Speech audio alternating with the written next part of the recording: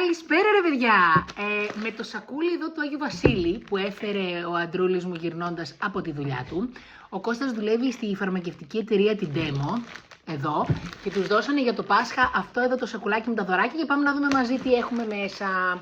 Λοιπόν, ξεκινάμε με το πιο νόστιμο όλων, που είναι ένα τσουρέκι, χαρακτηριστικό δείγμα πασχαλινό. Εδώ είναι μία λαμπάδα, φαντάζομαι είναι, που λέει Happy Easter. Κάτσε να δω. Α, είναι μια λαμπάδα, παιδιά. Δες εδώ κερί. Δες τέτοιο. Happy Easter Demo. Ωραίο. Καλό. Και είναι έτσι, αχ, πάρα πολύ ωραίο. Δεν θες να το χαλάσεις. Εδώ μέσα που είναι, συσκευασία, πρόσεξε. Χαμός. Κρασάκι. Παράγκα λευκός ξηρός ίνος. Ταντάν.